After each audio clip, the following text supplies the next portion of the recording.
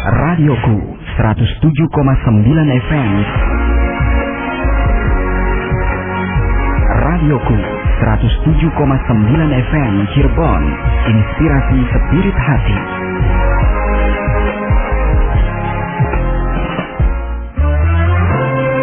Benang Merah, program kajian bersama Buya Yahya yang menegaskan hukum halal dan haram yang terjadi di masyarakat dan menjadi problematika umat akan dibahas secara tuntas sehingga bisa dijadikan fatwa.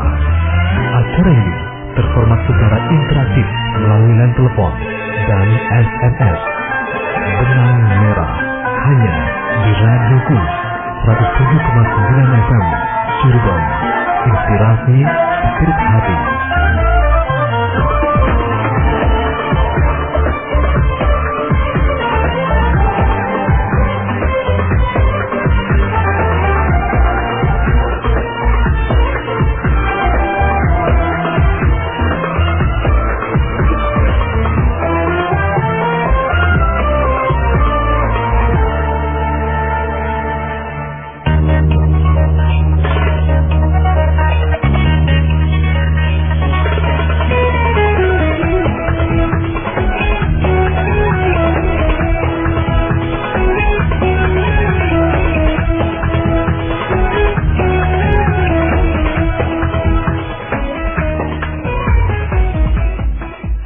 Assalamualaikum warahmatullahi wabarakatuh.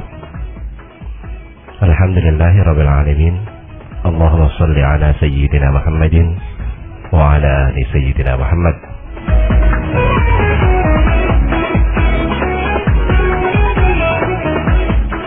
Sahabat radioku 107,9 FM Cirebon, inspirasi spirit hati. Alhamdulillah pada pagi hari ini kembali saya Fauzan ditemani dengan Fauzi. Tentunya dalam satu program acara Benang Merah ya. Iya. Dan sahabat itu seperti biasa di Benang Merah ini kita akan membahas sebuah permasalahan yang ada di tengah masyarakat kita tentang hukum halal dan haramnya. Iya. Dan pada pagi hari ini, pada kesempatan pagi hari ini, kita akan membahas tentang apa nih, Kang Ozi?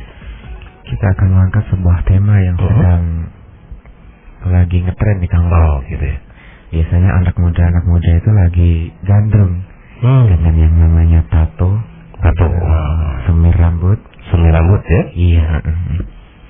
Terus sekitar itu ya? Iya, sekitar itu. Memang ada sedikit kesamaran, Kang Ozi ya, untuk masalah semir rambut terutama nih. Iya. Kalau tato mungkin agak jelas ya hukumnya. Iya, tato juga anting, Kang Azan ya. Anting juga ya? Anting. Karena lagi sekarang bukan cuman cewek yang pakai anting, kan, tapi juga banyak cowok yang pakai anting. Iya kan? Anting bukan cuma satu, Kang Azan. Anting kadang sampai beberapa ya, sampai beratus-ratus macam-macam. Iya.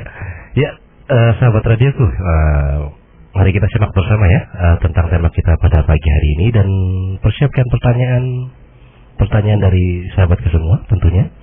Karena di program Benang Merah ini kita juga ada interaktif ya, yaitu via telepon kami di 0231 252 2549 atau via SMS ya di 081 321 461079.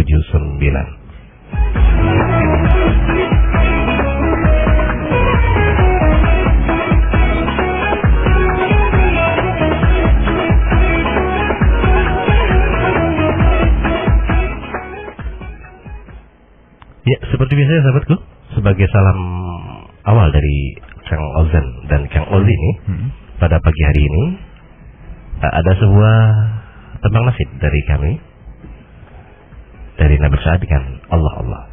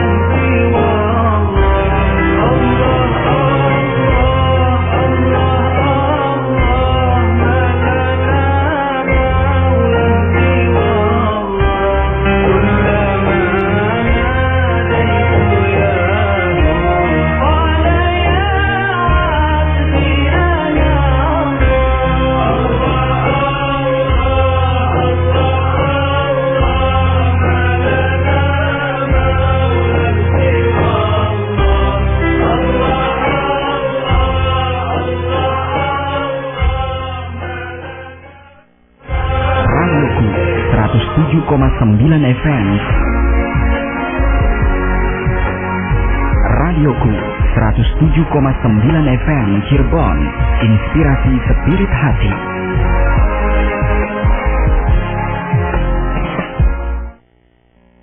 Radioku 107,9 FM. Radioku 107,9 FM Cirebon, inspirasi spirit hati.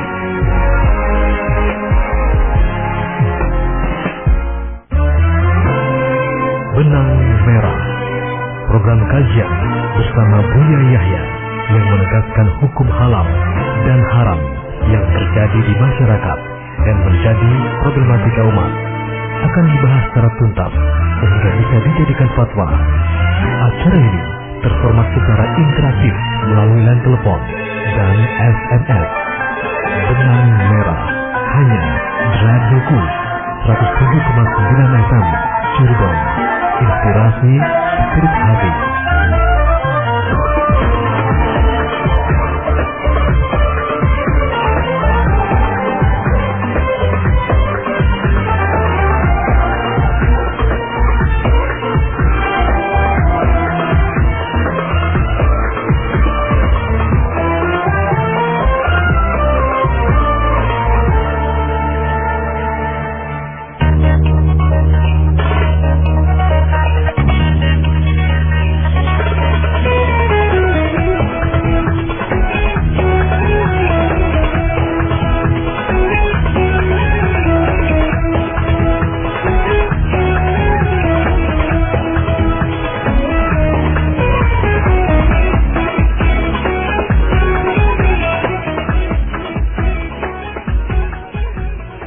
Sahabat Radioku 107,9 FM Cirebon, inspirasi spirit hati, kembali bersama Ozan dan Kang Ozi ya pada pagi hari ini. Dan tema kita, pembahasan kita pada Benang Merah pada pagi hari ini, yaitu kita khususkan di Tato. tentang tato ya Kang Ozi ya, tentang tato yang dimana anak-anak muda zaman sekarang ya Sudah memasyarakat baik ya.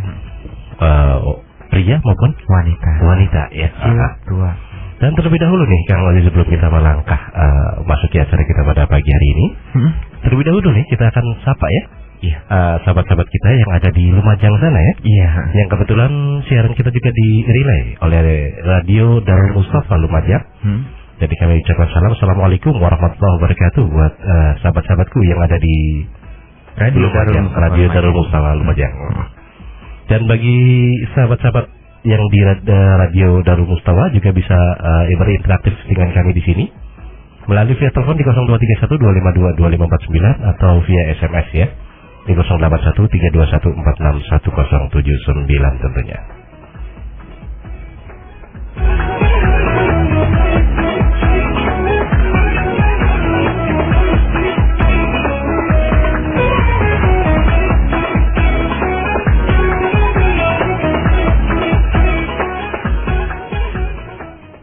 Baik, sahabat-sahabat radioku dan Radio Darul Mustafa ya yang ada di Lumajang sana, mari kita sama-sama dengarkan ulasan ya pada pagi ini tentang tema kita, yaitu tentang masalah tato, tentunya yang akan disampaikan oleh guru kita bersama Buya Yahya. Kepada beliau kami persilahkan. Bismillahirrahmanirrahim. Assalamualaikum warahmatullahi wabarakatuh. Waalaikumsalam warahmatullahi wabarakatuh. Alhamdulillah, salatu wassalamu ala rasulillah Sayyidina Muhammad bin Abdillah wa ala alihi wa ashabihi wa mawalah. Amma ba'd. Para pendengar yang semoga senantiasa dimuliakan oleh Allah Subhanahu wa taala, dibimbing oleh Allah Subhanahu wa taala. Pada pagi hari ini kita akan berbicara atau membicarakan tentang suatu permasalahan yang terjadi di sebagian masyarakat kita, masalah tato. Yang sebetulnya masalah tato ini adalah salah satu bagian daripada pembahasan besar tentang ada di dalam fikih Islam itu pembahasan tentang merubah ciptaan Allah, sekaligus mempercantik atau pengen merubah bentuk tubuh Ini nanti di dalamnya macam-macam. Di antaranya adalah tato tadi, dan tadi disinggung juga merubah warna rambut dan sebagainya, merubah bentuk hidung, jadi bukan masalahnya masalah tato saja. Padahal yang lainnya juga banyak. Orang-orang yang punya duit itu pengen merubah hidungnya, merubah model bibirnya, model semuanya itu sebenarnya akan harus dibahas secara detail. Hanya barangkali mungkin yang sering kita lihat di perempatan-perempatan jalan, di terminal-terminal, orang kok pada menggunakan tato, seperti halnya pakai anting, bagaimana hukumnya? Semuanya ada itu semuanya. Memerahkan rambut, menghitamkan rambut, menyambung rambut, semuanya ada pembahasannya. Akan tapi untuk lebih detailnya kita akan bahas satu persatu ya. Iya. Nah, yang pertama adalah mungkin ini adalah masalah tato ya. Tato itu seperti apa? Kita harus tahu tato yang selama ini kita dengar, tato itu dalam bahasa Arabnya al-washmah atau al-washmah itu menurut istilahnya adalah seperti ini. Menanamkan satu tinta, baik tinta atau yang lainnya, sesuatu yang sifatnya khariji, sesuatu menanamkan benda asing ya, yang mempunyai warna ke dalam tubuh dengan cara menggoreskan jarum atau yang semacamnya yang bisa melukai sehingga warna tersebut bisa masuk ke dalam tubuh, dan di saat itulah memang terjadi pembekuan darah ya. Pembekuan darah, sehingga setelah itu dibiarkan begitu, akhirnya tinggallah warna sesuai dengan yang diinginkan. Mungkin ada gambar ya, gambar saat ini anak muda gambar macam-macam, maka itu namanya washmah atau tato. Jadi ada mulai zaman jahiliyah ada, mulai zaman dahulu sudah ada yang demikian itu. Dan ini bagaimana hukumnya yang semacam ini? Maka ini harus dibahas secara detail yang jelas. Sebelum tanya apa permasalahannya, apa sebab, apa ilatnya, kita tidak bicara ilat dulu sebabnya apa. Yang jelas kita mendengar dari Nabi Muhammad SAW dalam riwayat Sahih Imam Bukhari dan Muslim meriwayatkan bahwasanya la'anallahu al-washimat wal mustawshimah, al-washimata wal mustawshimah, la'anallahu al-washimata wal mustawshimah. Ini hadis diriwayatkan oleh Imam Bukhari dan juga Imam Muslim, hadis yang sangat sahih dengan kalimat Allah mengutuk orang yang memasang tato dan yang meminta untuk dipasang tato. Jadi yang dikutuk adalah bukan saja yang memasang tapi yang dipasang, yang meminta untuk dipasang tato ini adalah dikutuk. Dan hadis ini rupanya bukan satu riwayat saja, banyak riwayat. Dari Sayyidina Abdullah bin Umar meriwayatkan, Sayyidina Abu Hurairah juga meriwayatkan, dan juga masih banyak Sayyidina Abdullah bin Abbas juga meriwayatkan, Abdullah bin Mas'ud juga meriwayatkan. Jadi itu Imam Bukhari, Muslim dan kitab-kitab sahih yang lainnya meriwayatkan hadis tentang tato. Jadi dengan kalimat yang luar biasa, dan tidak, yaitu dengan kalimat la'anallahu, Allah mengutuk. Mungkin wahai para pendengar yang barangkali ada di antara kita ini pernah melakukan itu semuanya, pintu maaf Allah itu sangat lebar. Yang penting jangan putus asa dulu. Mungkin Anda dulu melakukannya belum tahu dan tidak mengerti, maka tidak ada alasan untuk terus melakukan itu semuanya bagi orang yang punya iman kepada Allah. Kita waktunya untuk kembali kepada Allah Subhanahu wa taala. Jadi masang tato ini jelas hukumnya adalah haram, alasan apapun adalah hukumnya haram memasang. Jadi udah ada pada zaman dahulu Bu ya. Sudah zaman dulu ada, bahkan Rasulullah sendiri bersabda semacam itu karena memang ada saat itu. Jadi la'anallahu al-washimata wal mustawshimata. Dalam riwayat la'anallahu al-washimat wal mustawshimat. Dan ini kelihatannya memang wanita. Dalam hadis ini wanita, tapi bukan untuk wanita saja. Sebab umumnya yang membuat tato itu adalah wanita untuk menghias-hias tubuhnya, biar disenangi oleh sang suami atau untuk wanita. Dan kebetulan juga waktu itu ada wanita-wanita rendah itu, wanita murah itu punya ciri khas seperti itu. Memakai tato-tato yang dipasang ya. Wanita jalanan, wanita yang tidak berharga, itu membuat yang semacam itu. Datanglah syariat Nabi Muhammad mengutuk itu semuanya karena itu adalah tidak baik. Dan sebabnya macam-macam. Itu adalah karena itu adalah tradisinya akhirat, orang yang jahat, orang yang tidak baik. Kemudian caranya juga menyakiti, kemudian menanamkan najis di dalam tubuhnya. Jadi macam sebab kalau kita kaji secara fikih Islami ternyata keharamannya kenapa harus dosa gede itu? Karena banyak hal di situ. Banyak keharaman dikumpulkan di dalam irama membuat yang namanya tato itu. Jadi tato adalah hukumnya haram mutlak ya. Cuma nanti perlu dibahas bagaimana hukum menghilangkannya, bagaimana ini. Jadi tato itu haram bukan saja yang mengenakannya, tapi yang membuat juga. Makanya jika ada anak kecil ditato oleh ibunya, maka anak kecil kan tidak dosa, tapi ibunya yang dosa karena ibunya yang membuat. Jadi yang harus dibedakan. Jadi intinya tetap. Jadi membuat tato harus kita bicarakan. Nanti kita akan berbicara masalah lain. Bagaimana hukum membuang tato, ya kan? Iya. Hukum membuang tato itu seperti apa?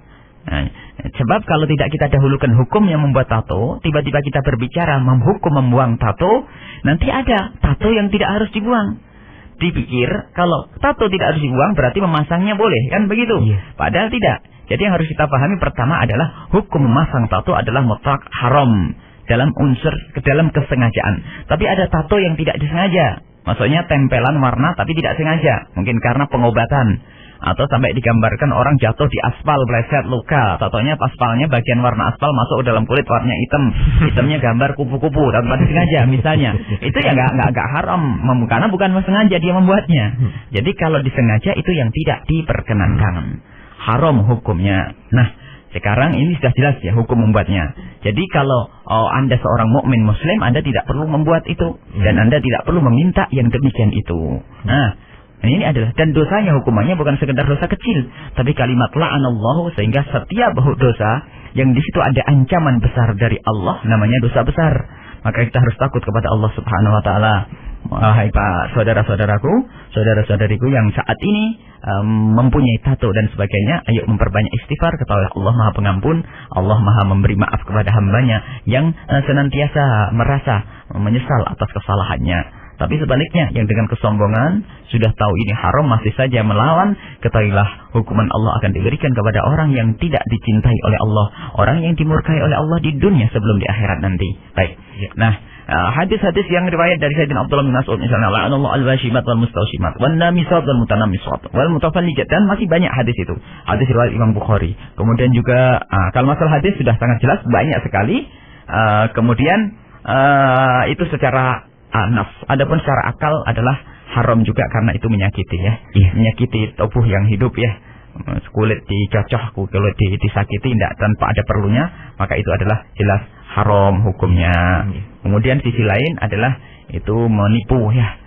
Tidak punya tai lalat menjadi punya tai lalat, itu adalah menipu, tadlis, menipu orang ya. Taunya itu tai lalat buatan palsu, maka itu adalah hukumnya haram di sisi ini juga. Jadi keharamannya itu menumpuk di dalam urusan tato, maka dari itu pengharamannya ini adalah pengharaman yang berat, maka hukumnya adalah dosa besar. Baik. Tadi Bu ya, di antaranya ada yang karena menanamkan najis, maksudnya gimana Bu ya? Karena kan sesuatu yang dimasukkan itu kan bercampur dengan darah. Dan darah kan najis. Dan dia adalah mutanajis lalu ditempelkan di situ. Karena itu berarti menanamkan najis, membawa najis. Nah, kalau maka nanti hukumnya kalau sudah tertanam, termasuk ke dalam dan yang belum masuk ke dalam akan dibedakan. Karena itu ada najis. Jadi sesuatu yang sifatnya ajnabi, sesuatu benda asing itu kalau kayak bertemu dengan najis menjadi mutanajis, akan kita tempelkan di tubuh untuk kita bawa sholat dan sebagainya.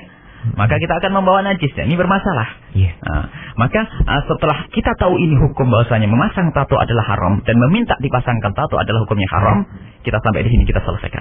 Selesai? Jelas? Nah, hukumnya adalah dari hadis Nabi Shallallahu Alaihi Wasallam yang tadi, la'anallahu al-wasimat wal mustawshimat, la'anallahu al-wasimat wal mustawshimah. Hadis diriwayatkan oleh Imam Bukhari dan Muslim. Itu saja Bukhari Muslim sudah cukup. Belum lagi para a'immah yang lainnya juga meriwayatkan hadis tersebut. Dan ini sudah disepakati oleh ulama, tidak ada yang berbeda di dalam hal ini. Jadi sudah menjadi ijma ulama bahwasanya memasang tato hukumnya adalah haram. Ini bisa dilihat di syarah Bukhari dalam Fathul Bari dan juga syarah Muslim yang ditulis oleh Imam An-Nawawi rahimahullah taala, sangat jelas dan gamblang tentang hukumnya memasang tato. Baik. Kemudian jika orang sudah bertato, ini kan yang kita carikan orang yang pengen taubat ya, bukan orang yang mau berbuat maksiat. Kalau tadi hanya rambu-rambu agar tidak masuk, sekarang saya punya tato nih, lihat di dada saya burung garuda, di bawah punggung saya kupu-kupu. Ini gimana? Saya pengen taubat kepada Allah Subhanahu Wa Taala, gimana nih? Nah, bagaimana hukumnya membuang tato? Nah nih, membuang tato ini hukumnya wajib jika memenuhi syarat-syaratnya.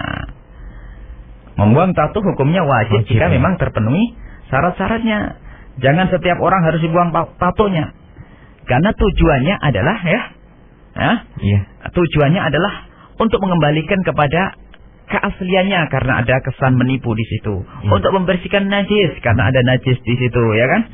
Nah, maka nanti bisa disimpulkan. Baik, maaf, sebelum kita masuk ke situ, nanti ada kaidah semua perubahan yang dilakukan oleh seseorang, baik tato, rambut dan sebagainya, nanti ada kaidahnya.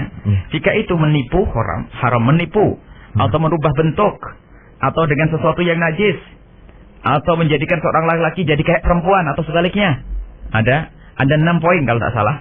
Kemudian untuk menyerupai orang kafir, atau ada menimbulkan bahaya, 6. Jadi mohon dicatat ya, ini adalah besok untuk kita pembahasan yang akan datang, bahwasanya semua ulah manusia terhadap tubuhnya sendiri itu akan menjadi haram jika salah satu dari 6 ini dilanggar. Satu adalah menipu. Menipu. Jadi hidungnya sih nggak mancung, jadi mancung, ya kan? Kedua adalah ya sama, itu berubah bentuk, biarpun tidak menipu tapi berubah bentuk. Berubah bentuk, berubah ciptaan Allah. Yang ketiga adalah menggunakan sesuatu yang haram, najis, menempelkan najis dalam tubuh kita. Kemudian yang keempat adalah menyerupai laki-laki menjadi menyerupai seorang wanita, atau wanita menyerupai seorang laki-laki. Kemudian yang kelima adalah menyerupai orang kafir atau orang-orang fasik. Orang fasik. Kemudian yang keenam adalah menghadirkan bahaya. Ini adalah kaidah dalam hal yang semacam ini yang kita pahami dan kita ambil dari perkataan para ulama-ulama yang kita kumpulkan semacam itu. Jadi itu kaidah. Nanti enak, kenapa ini haram? Tidak usah tanya anting itu hukumnya haram bagaimana atau tidak, kan begitu? Siapa yang pakai anting, kan begitu? Wah, ini laki-laki yang pakai anting, berarti ini menyerupai perempuan. Jadi di atas haram ada haram lagi, keharaman di atas keharaman. Itulah, baik. Orang sudah punya tato pengen tobat, menangis di depan sang kiai misalnya. Akhirnya sama kiai setrika saja. Nah, ini karena kiainya tidak nyantri barangkali, ini bermasalah. Karena hukum itu harus dijelaskan. Harus jelas, terang-terang, jangan seksa. Islam tidak menyiksa orang. Bayangkan, di dadanya penuh dengan burung Garuda, gambar Garuda. Tato-nya suruh mencirika, apa ndak pingsan nanti? Bisa lari dari kebenaran. Islam tidak menyiksa, ada aturannya. Nah, di dalam hal ini dijelaskan oleh para ulama, biarpun tidak dikumpulkan dalam satu tempat, tidak oleh ulama, tapi ada seperti Imam Nawawi sendiri menjelaskan dalam syarah Nawawi, wajib menghilangkan tato itu jika tidak menimbulkan bahaya. Di antaranya menghilangkan tato itu akan wajib jika tidak menjadikan bahaya, satu ya, menimbulkan bahaya. Kemudian menghilangkan tato itu menjadi wajib kata Imam Nawawi jika caranya itu tidak merepotkan. Dan makna merepotkan ini misalnya menjadikan dia itu menjadi tidak bisa wudhu normal, ya kan? Karena ada lukanya yang parah menjadi harus bertayamum, ya kan? Jadi ada hal-hal semacam itu bercacar oleh ulama, disebutkan dari sana sini, sehingga nanti akan kita simpulkan pada kesempatan ini, menghilangkan tato hukumnya wajib jika terpenuhi syarat berikut ini, kan itu? Jadi oleh para ulama ini, para ulama yang menjelaskan. Dan taklilnya jelas, sebabnya apa? Diambil, diistimbat daripada hukum-hukum, daripada hadis-hadis dan perkataan ulama. Istimbat para ulama daripada sunnah Nabi dan kitabullah. Tidak hanya mereka mengatakan asal saja. Yang jelas kita tahu bahwasanya yang namanya tato hukumnya adalah haram mutlak, tidak bisa ditawar kecuali tato yang datang tanpa disengaja atau dipaksa oleh orang dipegang ditato oleh orang kafir, ya. Yang saya yang nato, kitanya tidak. Tapi kalau kita yang menyuruh, kita hukumnya haram. Baik. Ada tato yang setelah orang punya tato, gimana hukumnya membuang? Hukum membuang wajib jika telah terpenuhi 5 hal berikut ini. 1. Waktu memasangnya adalah sudah dewasa, sudah balik. Baik. Kalau orang memasang tato sudah balik, maka dia wajib dihilangkan. Tapi ada syarat 4 yang harus penuhi. Artinya apa? Jika tato itu dipasang waktu masa kecil, misalnya anak kecil ditato oleh bapaknya, nggak ngerti kan? Bapaknya nggak ngerti. Anak kecil malah lebih nggak ngerti, dia belum berakal, belum balik. Dia punya tato, setelah gede punya tato, di dadanya ada gambar kalajengking misalnya. Nah, setelah itu bagaimana? Haruskah dibuang? Hukumnya tidak wajib dibuang karena waktu memasangnya tidak dengan maksiat, ya. Ya, karena dia tidak ngerti, ya kan? Anak kecil. Sebab kalau kita hilangkan berarti kita nyiksa dia. Paham enggak? Anak kecil tidak berdosa waktu memasangnya. Paham enggak? Jelas ya? Ini adalah taklirnya harus jelas. Jadi anak kecil waktu memasangnya dia tidak ngerti. Akankah kita seksa dengan kita kontek, kita kupas, ya? Baik, kita kupas. Dan setrika pun tidak menghapuskan sebetulnya. Sebagian orang itu ada suruh nyetrika. Ini ada, kita masuk sebuah pesantren. Kenapa tanganmu seperti itu? Setrika oleh kiai saya. Kenapa? Saya punya tato. Oh, kiainya ngantuk sih. Hukum tidak begitu, nyeksa orang haram hukumnya. Yang pertama adalah dewasa, ya. Jadi maka anak kecil tidak wajib dihilangkan. Nah, baik, yang kedua adalah memasangnya dalam keadaan dia ngerti hukumnya. Memasangnya dalam keadaan dia ngerti hukumnya. Kalau orang bodoh tidak ngerti hukumnya, dia ikut-ikutan lalu pasang tato, maka dia tidak ngerti, namanya tidak ngerti, ya kan? Dan ini adalah bukan hukum seperti sholat yang maklum minad dini bidururati, semua orang harus tahu. Ini barangkali orang tidak ngerti kan. Ini mungkin saja orang awam bisa tidak ngerti hukumnya tato. Barangkali yang mendengar radio saat ini pun baru sekarang dengar haram kan. Nah, jadi ada sebagian begitu. Jadi karena hal ini bukan sesuatu yang umum terjadi, bukan seperti orang meninggalkan sholat, seperti, maka dimaklumi. Orang ini tidak tahunya itu maklum. Maka jika ada orang memasang tato dalam keadaan dia itu bodoh, belum ngerti hukumnya, kok tiba-tiba sadar dengar pengajian radio hari ini, astagfirullahaladzim, saya terlanjur punya tato, bagaimana? Jawabnya apa? Tidak wajib dihilangkan. Jelas ya? Iya. Yang kedua adalah wajib dihilangkan kalau memang dia mengerti di saat memasangnya. Jadi memang melanggar. Aku tahu ini haram, biarin. Maka wajib dihilangkan. Yang ketiga adalah tato itu belum tertutup dengan kulit. Jadi kalau belum tertutup dengan kulit itu ada unsur najis yang nampak keluar. Karena ada unsur najis yang nampak keluar, maka tidak sah sholatnya nanti. Berarti atau sesuatu yang keluar nyambung dengan najis, darah beku tadi, maka sholatnya tidak sah. Selagi masih ada yang terbuka dari bagian tato tersebut nyambung keluar, maka saat itu wajib dihilangkan. Tapi kalau sudah tatonya tertutup, ya kan? Tatonya tertutup, berarti kalau sudah tertutup seperti digambarkan dalam fikih, kalau ada orang ketusuk duri, durinya masuk ke dalam daging, ya kan? Maka itu sudah tidak apa-apa, tidak berbahaya terhadap sholatnya kan? Tapi kalau separuh kepala durinya tampak di luar, berarti duri di luar itu nyambung kepada najis yang ada di dalam, maka hukum sholatnya tidak sah. Maka karena tato sudah tertanam di dalam, maka saat itu tidak wajib dihilangkan. Permanen ya? Permanen. Sudah masuk ke dalam ya, maka tidak wajib dihilangkan. Sebab apa?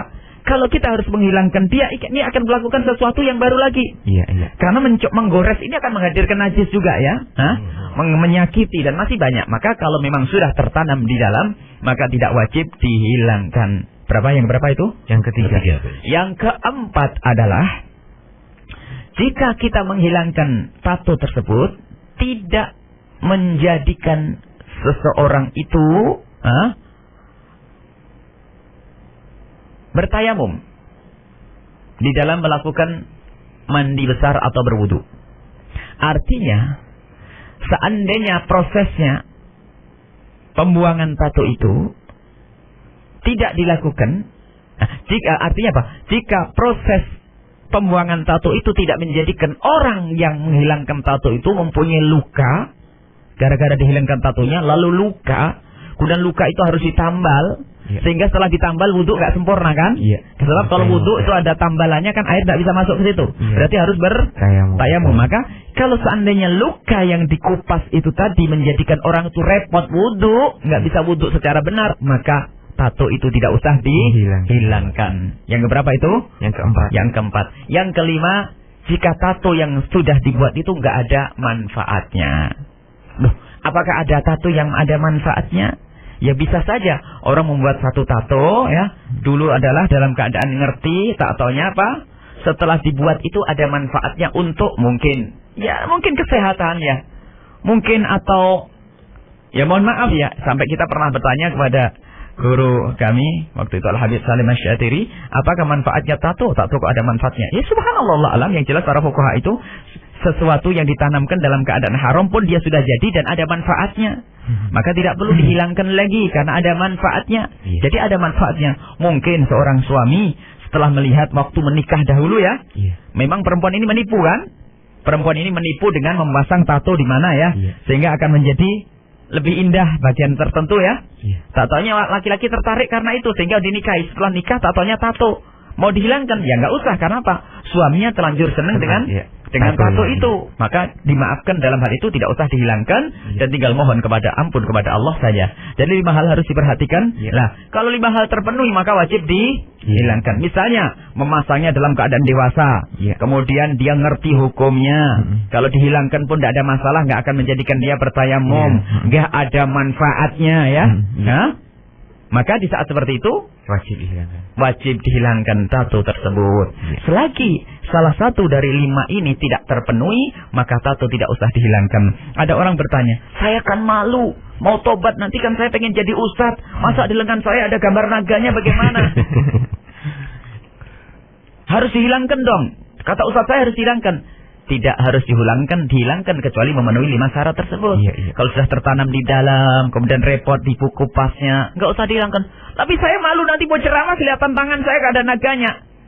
Oh, ini tambah bagus dong. Preman saja bisa tobat jadi ustadz, masa santri mondok 7 tahun nggak bisa jadi ustadz? Nah, ini pendidikan bagi para santri itu.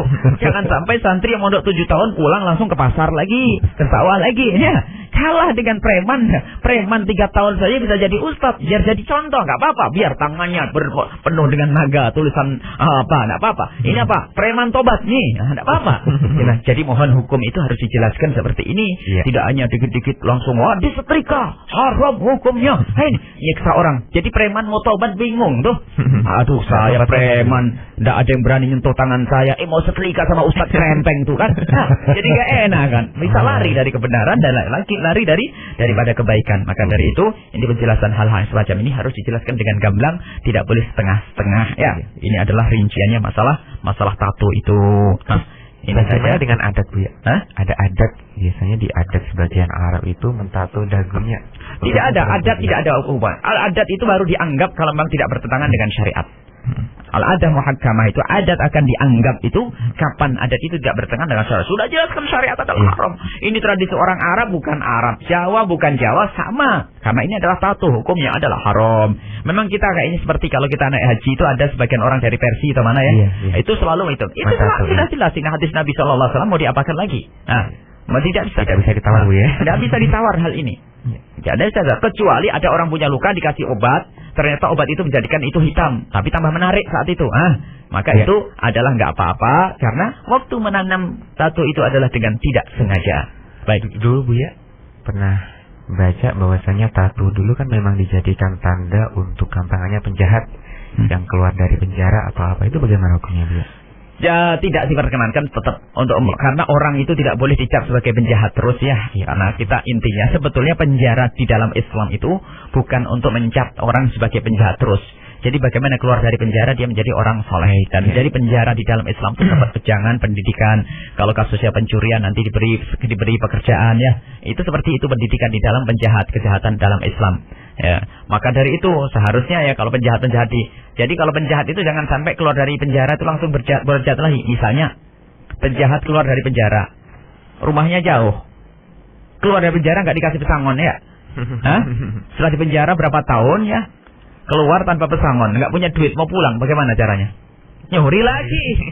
Jadi memang harus ditangani dengan benar yang demikian ini kejahatan-kejahatan itu jangan sampai dibiarkan begitu saja. Tapi lebih penting adalah pendidikan rohaniahnya. Jadi nggak ada, biarpun dengan tato dan sebagainya tidak ada. Itu adalah hukumnya haram. Ada cara lain untuk menandai orang itu berbuat jahat penjahat. Baik, sahabat radioku dan sahabat radio apa tadi? Lumajang ya? Yang Darul Mustafa ya, yang ada di Lumajang. Jadi persiapkan pertanyaan sahabat-sahabat semua ya, tentunya seputar tema kita pada pagi hari ini. Iya. Dan juga bukan cuma di Lumajang. Oh iya, bukan cuma di Lumajang ya. Ada teman-teman radioku juga yang di Wadi FM Bogor ya, dan juga Al-Iki ya Bogor ya. Yang juga mendengarkan streaming kita pada pagi hari ini. Dan Anda bisa ikut bergabung dengan kami di sini untuk berinteraktif ya di 0231 2522549 untuk via telepon dan juga via SMS di 081321461079 tentunya. Dan baik sahabat semua, kita akan break dulu sejenak dan kita dengarkan sebuah tulang nasib sebelum kita masuk ke sesi yang berikutnya.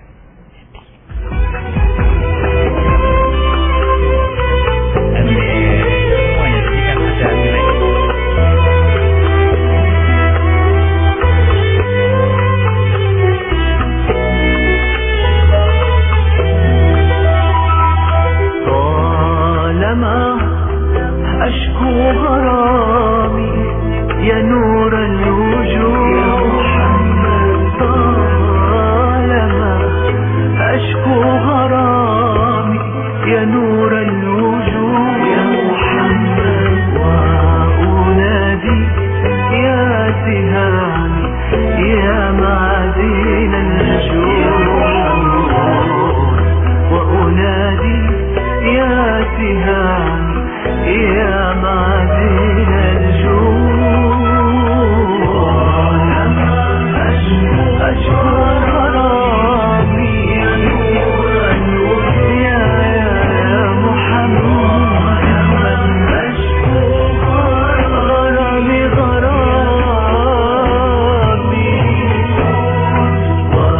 وأنادي يا سهام يا معدن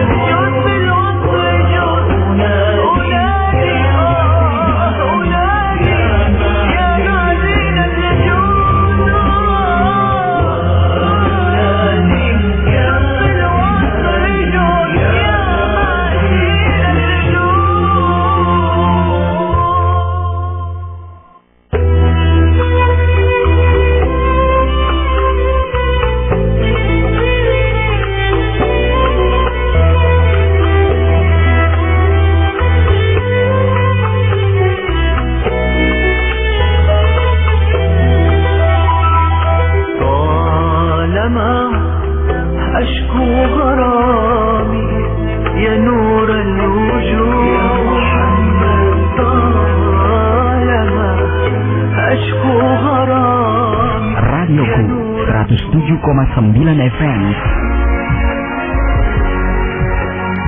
Radioku 107,9 FM Cirebon, inspirasi spirit hati.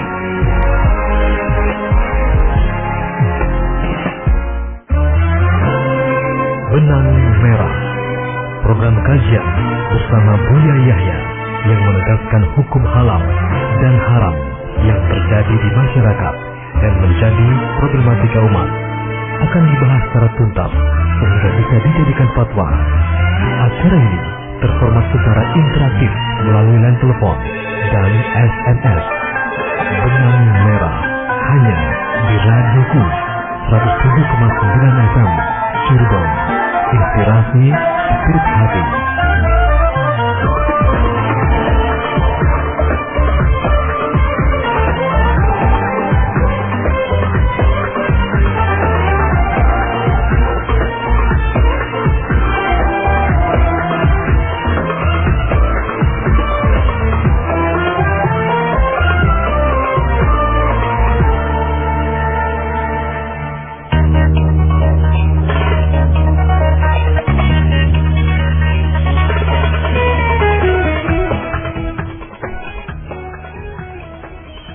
Sahabat-sahabat gue yang saat ini sedang stay tune di radioku tentunya, baik yang mendengarkan via langsung ataupun via radio streaming kami di www.radioku.com atau via www.buyayahya.org. Selamat pagi dan salam sejahtera dari kami semua. Dan bagi sahabat yang ingin bergabung dengan kami di sini dan bertanya, baik yang ada di Cirebon maupun yang ada di wilayah lainnya, kami himbau bahwasannya di saat kami sedang jeda atau sedang masuk insert nasib untuk tidak masuk telepon ya, karena dia akan kami angkat. Dan alhamdulillah saat ini sudah ada telepon yang masuk, kita angkat saja. Oh, masya Allah, sudah terputus ternyata. Baik, sahabat, ya sudah masuk lagi, kita angkat saja. Halo, assalamualaikum. Halo, assalamualaikum.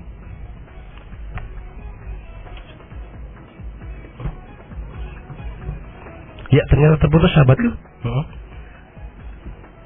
Baik, kita akan bacakan saja nih Kang Ozi ya.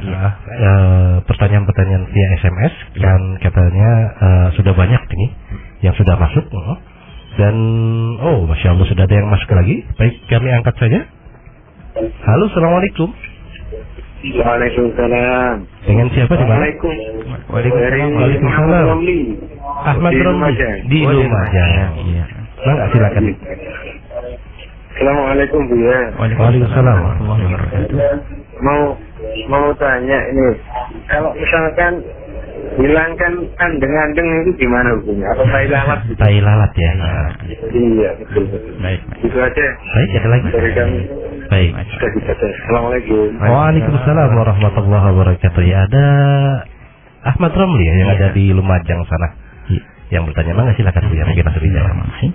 Terima kasih dari saudara kita, saudara Romli, Ahmad Romli, saudara Ahmad Romli yang dari Lumajang.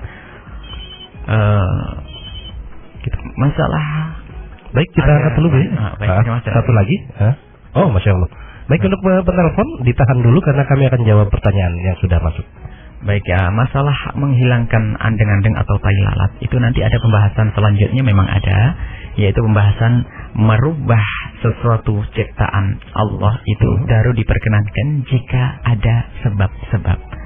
Di antaranya untuk menghilangkan sesuatu yang mengganggu, misalnya andeng-andeng itu bakal membesar, kemudian akan mengganggu andeng-andeng, misalnya mohon maaf ada sebagian andeng-andeng di pelupuk mata ya, semakin hidup lagi semakin besar ya, maka boleh dioperasi untuk dihilangkan. Tapi andeng-andeng yang tidak mengganggu, maka hukumnya itu adalah haram jika dihilangkan. Jadi jika andeng-andeng atau tai lalat itu mengganggu ya, mengganggu di sini adalah mengganggu ya kesehatan ya. Kadang-kadang mohon maaf ada andeng-andeng yang hidup ya, ada tai lalat yang hidup ya. Maka yang demikian itu adalah boleh dihilangkan untuk tujuan agar kita itu nyaman, tidak mengganggu, karena andeng-andeng jika dibiarkan akan menjadikan bermasalah di salah satu anggota tubuh kita, mungkin mata kita atau yang lainnya. Jika ada maksud yang semacam itu maka hukumnya boleh. Jika andeng-andengnya tidak bermasalah, hukumnya adalah haram karena itu berubah ciptaan Allah Subhanahu wa taala. Iya, baik. Baik, kita angkat lagi, ada satu telepon lagi masuk. Halo, assalamualaikum. Halo, assalamualaikum. Oh, ternyata terputus.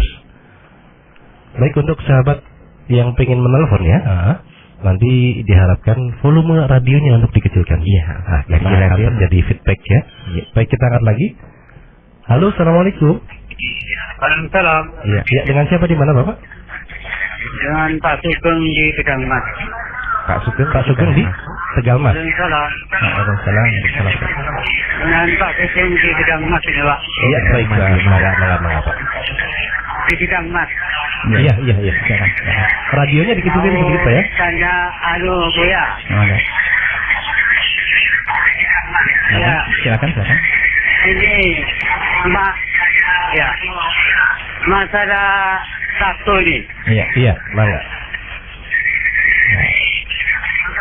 Silakan Ya, Pak. karena menurut keterangan minggu yang lalu,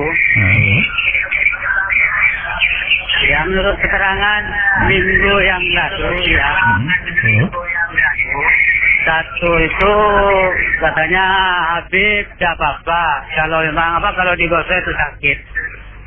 Sedangkan anak saya ini sudah bertato karena ikut-ikutan, tidak mengerti masalah hukumnya kalau tato itu haram.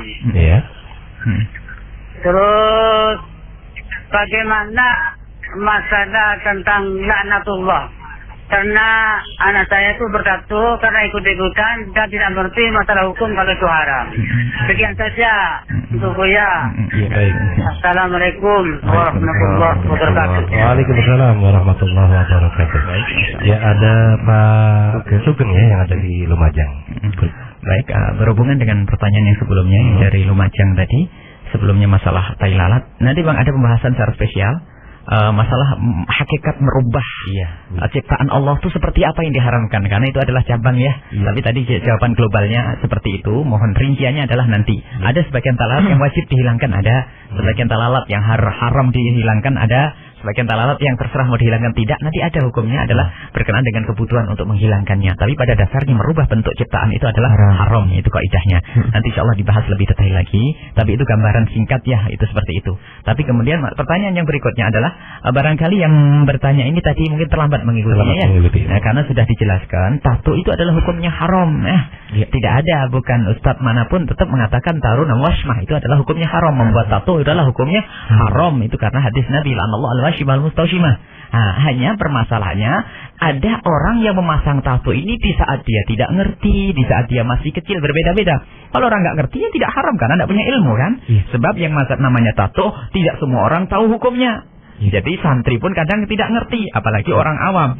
Jadi kalau ada orang memasang tato bagaimana hukumnya? Ya karena dia tidak tahu waktu memasangnya, maka hukum tato itu adalah menghilangkannya adalah tidak wajib karena apa? Waktu memasangnya tidak tahu. Jadi Bapak sudah barangkali nanti Bapak ada di mana minta direkodkan kalau ada di Lumajang atau mungkin di Banjar atau di Balikpapan, minta diulang kembali rekod yang tadi dengan 5 tadi ya. Yang pertama adalah tato wajib dihilangkan jika memasang sudah balik.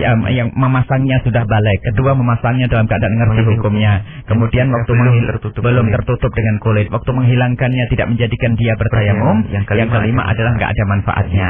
Kalau itu sudah terpenuhi 5 syarat maka wajib dihilangkan. Kalau tidak, Pak, misalnya waktu membukanya sakit, harus dilukai dengan operasi yang menjadikan dia tidak bisa berwudu secara normal, nggak usah dihilangkan. Lalu saya ingin tobat, sudah tobat saja, istighfar kepada Allah. Selesai. Apalagi waktu masanya tidak tahu, Pak. Namanya orang tidak tahu tidak dosa. Laknat itu akan diberikan oleh Allah untuk yang mengerti, memaksa. Sudah tahu dengar radio begini masih saya akan langgar. Itu orang yang terkutuk. Tapi orang yang tidak tahu Allah memaafkan. Pengampunan Allah maha luas. Barangkali ada para asatid yang ngerti dari mana sumber ini semuanya. Sebetulnya ada satu kitab yang sangat masyhur ya. Ada satu kitab mungkin berceceran di semua kitab khususnya fikih Syafi'i ada. Kami himbau untuk melihat di kitab namanya Bushrul Garim. Ada Bushrul Garim Bushrul Karim itu adalah syarah Muqaddimah Hadramiyah, kitab kecil ya. Tapi Masya Allah gitu. Di situ dikumpulkan masalah 5 hal ini. Jadi ini salah satu kitab yang menyebut barangkali khususnya Lumajang, karena banyak dari sahabat-sahabat kami yang ada di Lumajang sana, para ustadz-ustadz yang biasa dengan kitab Bushrul Karim, beliau pasti tahu, yakin kami tahu. Hanya barangkali para tulabul ilm, para santri lupa ini ada kitab Bushrul Karim, adalah masalah najis itu, ada bab wasmah itu tato disebutkan dalam ulama ini. Dan ini dikumpulkan dari perkataan ulama yang banyak. Bukan itu Imam Syekh Al-Ba'isyan itu ngarang, bukan. Itu berdasarkan pengetahuan yang beliau ketahui dari ilmunya para ulama. Wallahu a'lam bishawab. Baik, Kang Ozi, kelihatannya kita untuk telepon kita hentikan dulu ya, karena memang banyak sekali SMS yang masuk ini, dan kita harus bacakan. Mungkin pertanyaan yang pertama ini, Bu ya, dari siapa? Assalamualaikum warahmatullahi wabarakatuh. Waalaikumsalam warahmatullahi wabarakatuh. Saya hamba Allah di Waru katanya, Bu ya. Mau tanya sama Bu ya. Dulu saya kerja di toko mainan dan di toko tersebut melayani jasa tato. Saya ingin tanyakan, apakah upah yang saya terima itu haram?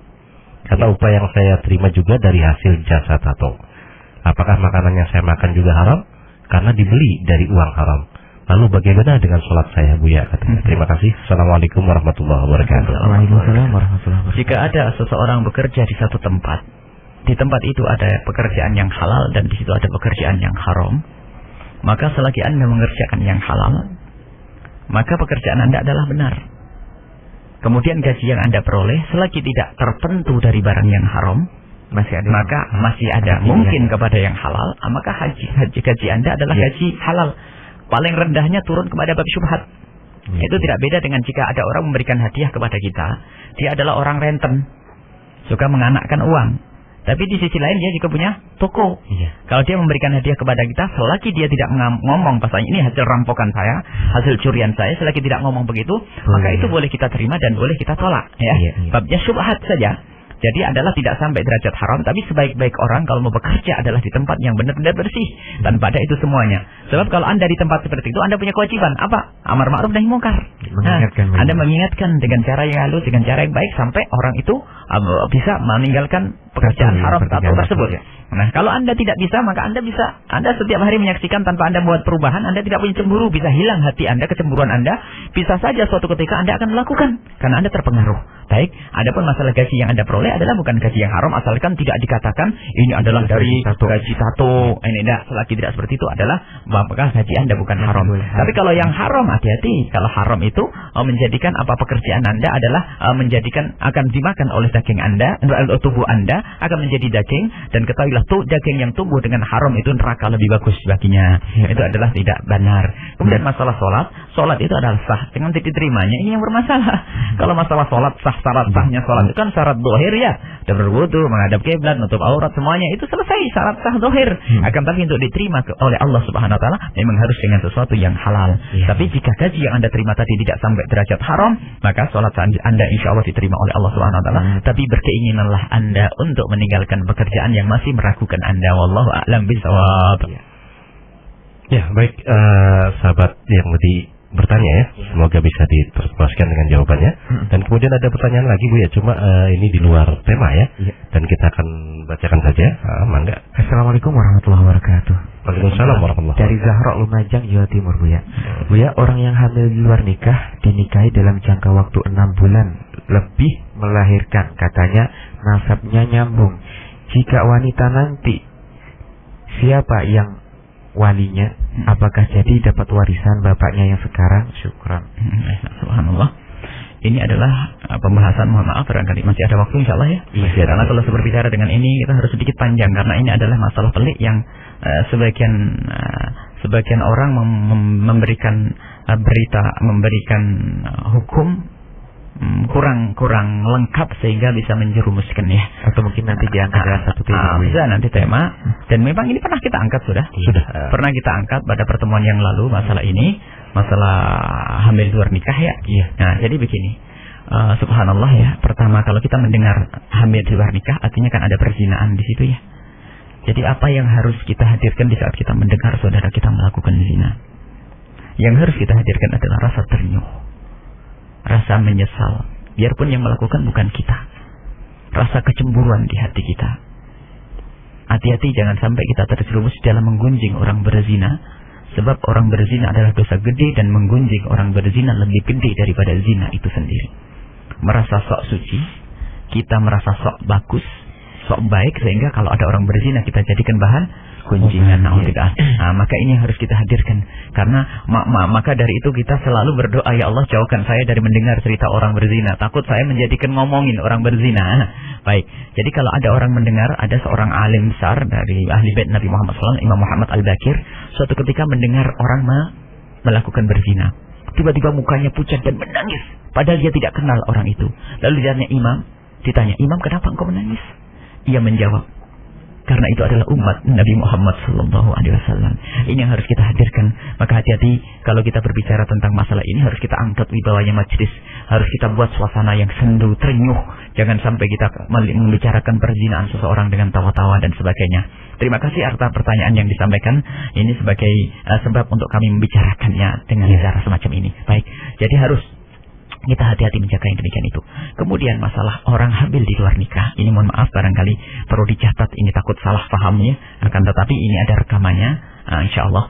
Orang yang hamil di luar nikah, subhanallah, itu adalah zina yang busuk hina. Semoga Allah mengampuni jika ada dari kaum muslimin dan muslimat terjerumus dalam kehinaan ini, dan Allah memberikan kesadaran, dan semoga Allah menutup aib mereka. Nah, jika ada wanita hamil di luar nikah, apa yang harus dilakukannya? Ketahuilah, ini adalah termasuk bentuk pelanggaran. Ada sebagian orang tua yang salah mendidik anak. Jadi ingat, kita ada punya silsilah mendidik anak yang sudah dihadirkan di salah satu stasiun televisi. Mendidik anak itu mulai dari anak sebelum lahir sampai anak lahir, sampai di saat anak melanggar, itu ada. Anak dewasa dan di saat melanggar pun ada. Ada sebagian orang menemukan anaknya melanggar, mohon maaf, hamil di luar nikah. Ternyata di saat memberikan solusi kepada anak tersebut salah. Misalnya anak diusir. Setelah diusir, siapa yang menangkap nanti? Yang menzinai, tambah jadi pezina dong. Atau tiba-tiba malah dikejar orang yang menzinai. Kau yang berbuat, kau yang bertanggung jawab. Sementara yang menzinai adalah bukan orang ahli iman, tidak ngerti agama, pemabuk barangkali, berzina barangkali. Anak kita akan kita jerumuskan, dinikahkan dengan pezina. Ini adalah orang tua yang salah. Jadi dalam menyelesaikan masalah itu ada. Kalau ada seorang anak terjerumus dalam zina, orang tua harus cerdas. Jangan sampai anak yang sudah jatuh ini ketimpa tangga. Kalau sudah dihamili oleh seorang, dilihat orang ini baik atau tidak baik. Jangan langsung bergegas untuk dinikahkan dengan orang tersebut. Ini juga salah.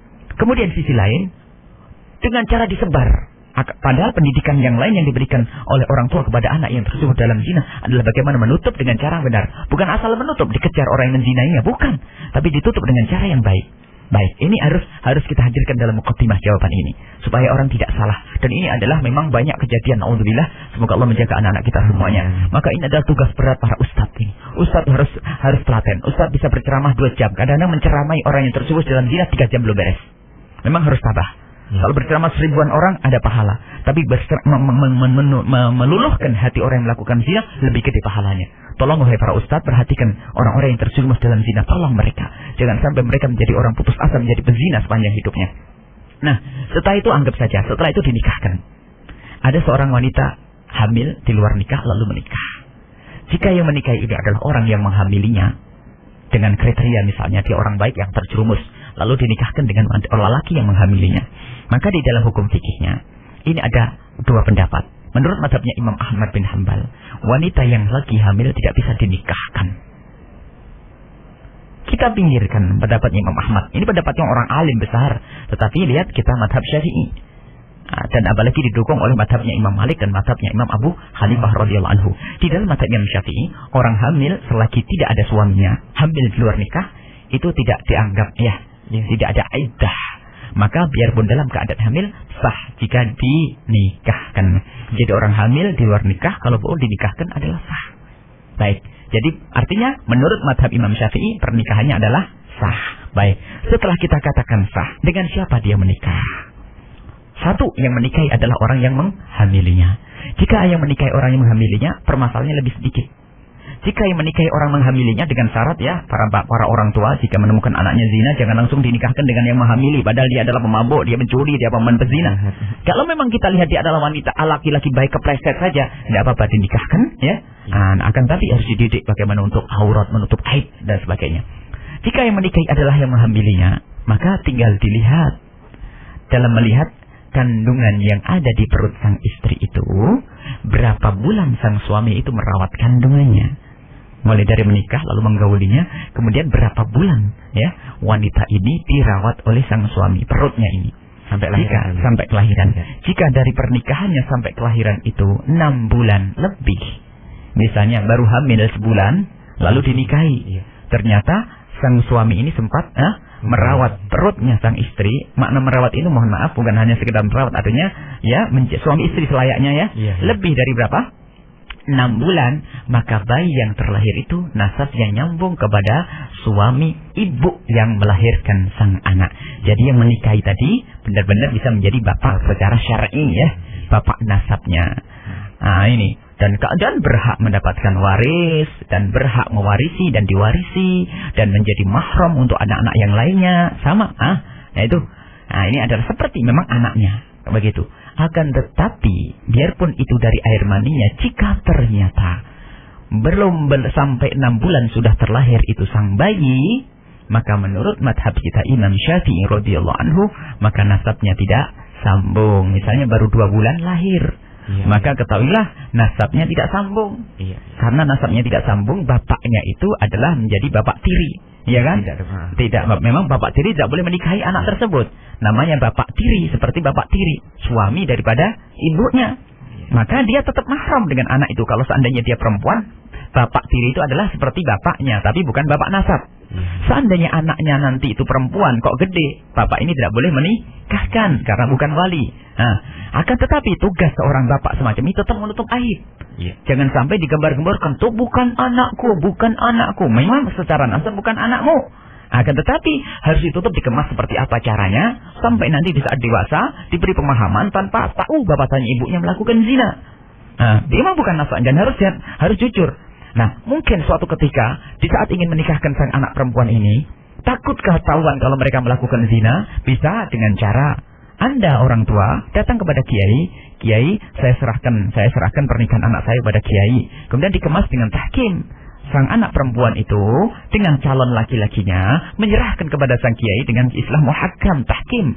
Mungkin sang calon mempelai anak yang perempuan tadi dengan calon laki-lakinya berdatang kepada kiai, aku serahkan pernikahanku kepadamu, dan oleh kiai diterima, maka kiainya namanya muhakkam, tanpa harus orang tahu kalau dia ini bukan bapaknya. Ini dikemas, ini tugasnya ulama, dan ini pernah kita lakukan. Makanya ini tolong ya, kalau punya permasalahan semacam ini, konsultasinya nanti insya Allah dilanjutkan. Kita terbuka dari pesantren Al-Bahjah. Jika orang punya kasus khususnya yang demikian ini, perzinaan, tolong diselesaikan dengan cara benar.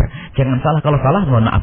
Mungkin ada sebagian kiai mengatakan, itu bukan nasabmu, tidak nyambung. Semua orang tahu kenapa? Zina. Akhirnya zina sudah tutup bertahun-tahun, terbuka gara-gara pernikahan putrinya. Naudzubillah. Ya, ini. Kemudian, jika ibu seorang perempuan hamil yang menikahi bukan dari orang yang menghamilinya, ini yang lebih pelik. Mohon maaf, barangkali jarang dihadirkan fatwa atau penjelasan masalah ini. Jika yang menikahi adalah bukan orang yang menghamili, menurut di dalam madhab Imam Syafi'i radhiyallahu anhu, maka hukumnya adalah sah. Menurut madhab Imam Malik, hukumnya juga sah. Menurut Imam Abu Hanifah, hukumnya sah. Sama, tetap hukumnya sah. Dan menurut madhab Imam Syafi'i, sama.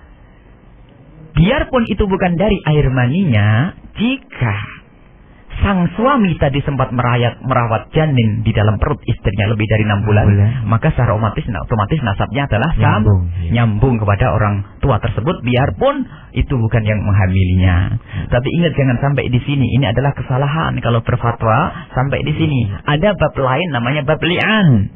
Kita harus meninjau bab li'an. Bab li'an itu berbunyi begini: jika ada seorang suami menemui dengan yakin bahwasanya yang ada di dalam perut istrinya bukan dari air maninya, maka dia wajib menyumpah, bersumpah li'an, menafikan anak yang ada di dalam perutnya itu bukan dari nasabnya. Ini sumpah li'an. Artinya begitu, seorang suami yang menemukan di dalam perut istrinya itu bukan dari air maninya, maka seorang suami wajib meli'an. Ini harus.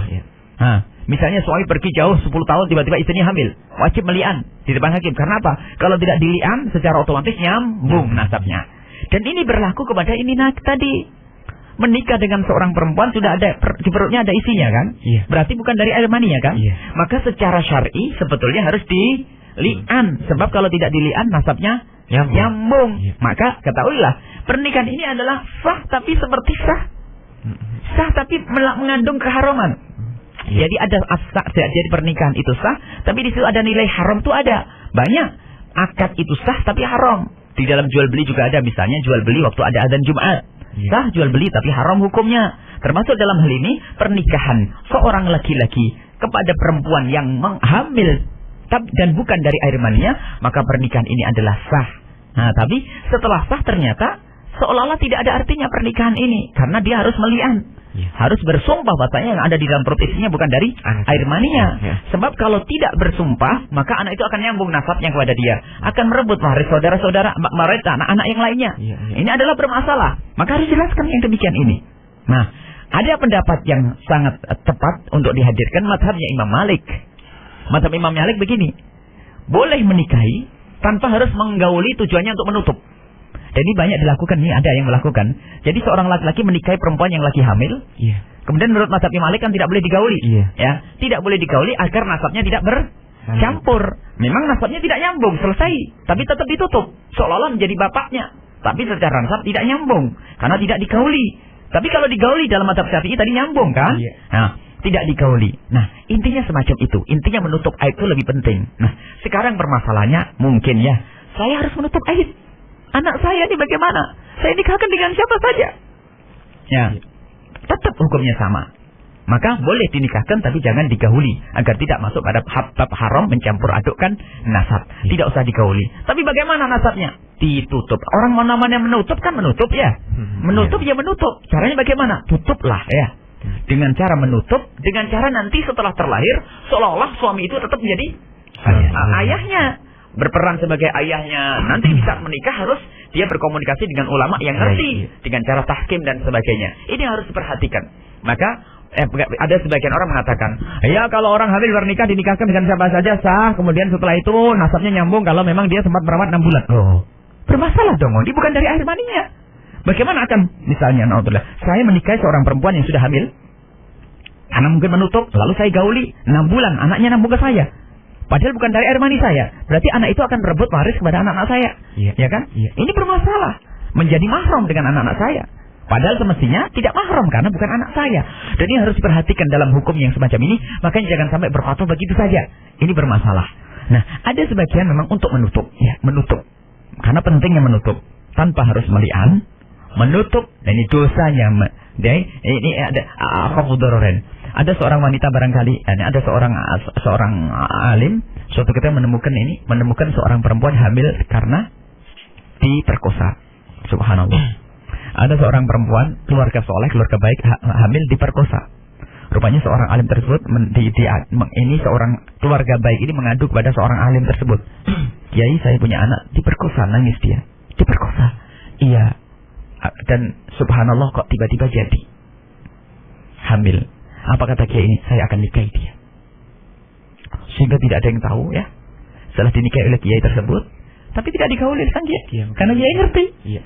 Sampai terlahir seolah-olah menjadi anaknya dia. Sampai nih akhirnya setelah itu dicerai menjadi jandanya seorang soleh kan. Iya. Terhormat dia. Dan ini perlu pendidikan kayak semacam ini. Tapi memang harus ditutup aibnya. Dan tidak pernah kalau dibiarkan semua orang tahu tuh hamil bang, hamil nganggur. Semua orang menyebutkan dia hamil luar nikah. Ini tidak diperkenankan. Maka tugas kita berat dalam hal ini. Makanya kami berharap jangan kita tidak usah ingin dengar cerita itu. Soalnya berat, ini pekerjaan paling berat. Para ustadz berat, berfatwanya berat.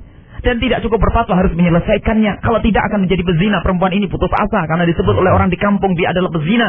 Anaknya anak luar nikah. Setelah itu anaknya tahu bahwasanya ibunya pernah berzina. Anak itu melihat, ngerti ibunya pezina, mudah terjerumus dalam zina. Mau menahan zina, tidak takut pada Allah. Ibu saya pun juga begitu. Na'udzubillah. Maka ini adalah hal yang amat luar biasa penting.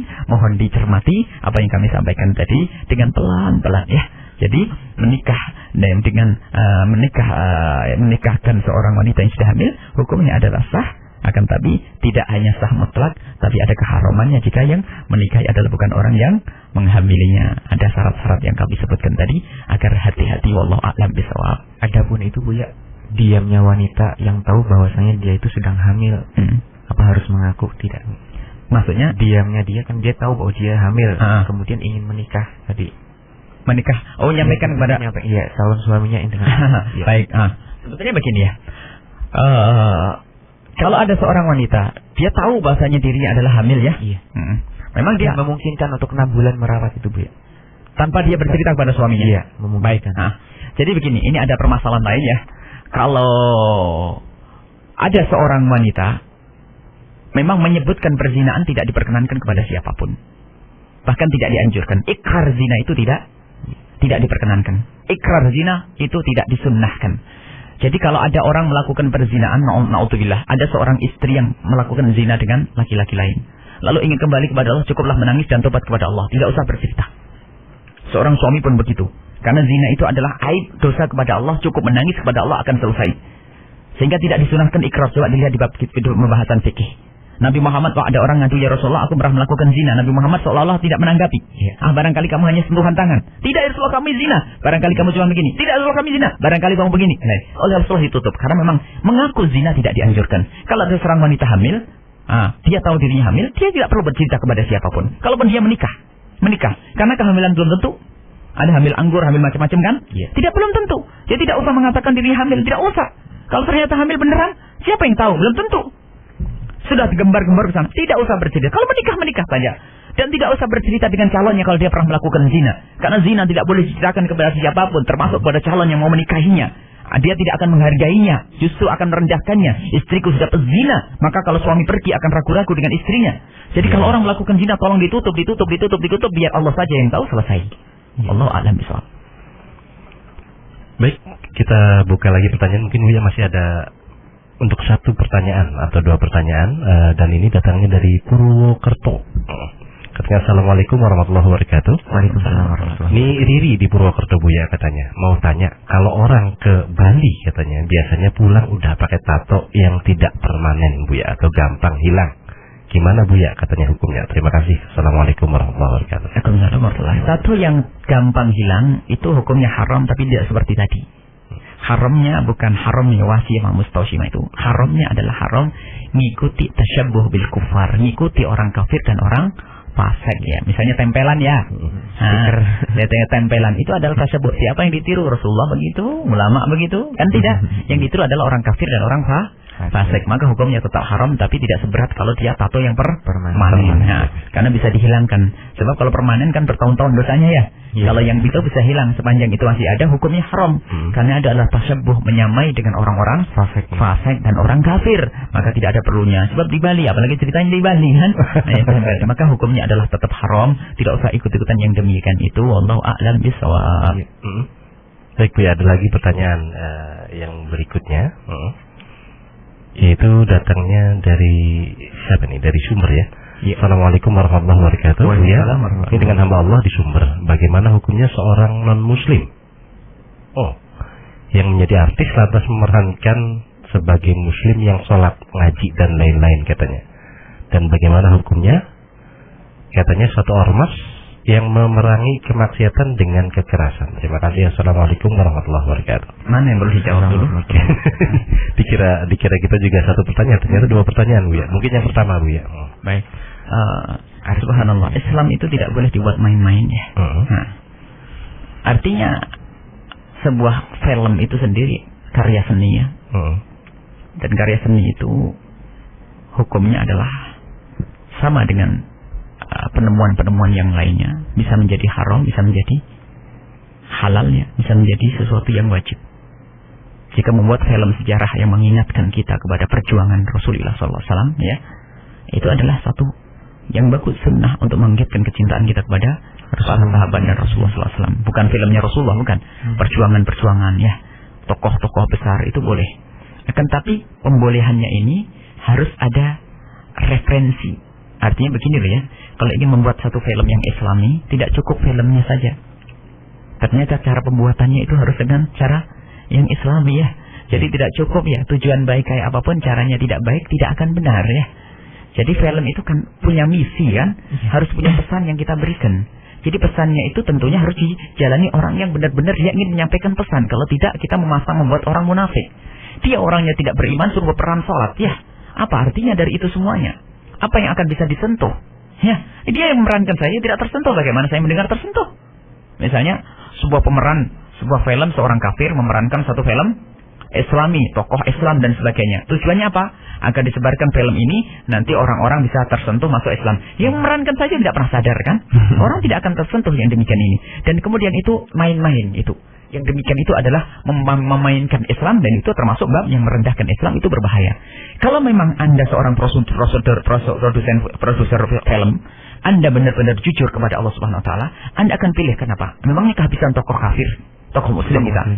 Anda mendapatkan tokoh muslim, dan dari tokoh muslim pun harus Anda wejang. Anda punya tanggung jawab di hadapan Allah Subhanahu wa taala. Memang kita perlu produser yang Islami. Kita perlu sutradara yang Islami. Kita perlu pemeran yang Islami. Kita Islam harus mempunyai semuanya. Sehingga Islam, film itu bukan hanya sekedar filmnya saja yang Islami, mulai dari pembuatan dan sebagainya. Sebelum ditayangkan film sudah dikembalikan kepada referensi. Ada marja'iyah awaliyah kalau dalam bahasa fikihnya itu. Ada referensi yang pertama dan referensi akhir. Pertama disodorkan ke ulama, setelah selesai dikembalikan kepada ulama. Kita perlu mencetak bintang film yang hebat, yang Islami. Selalu berpikir bagaimana mengangkat Islam. Boleh. Akan tapi kalau sudah seperti itu menunjukkan filmnya tidak Islami. Biarpun ceritanya tentang Islam, kenapa harus mengangkat tokoh yang di luar Islam? Memangnya kehabisan orang kita.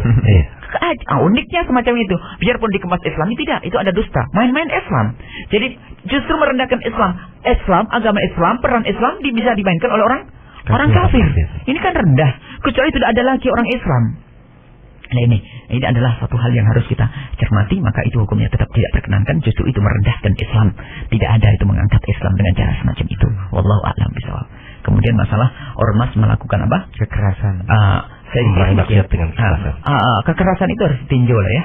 Ditinjau kekerasan ini ada sebab atau tidak. Misalnya, jadi memang umat itu harus lembut ya. Ormas sekali harus lembut.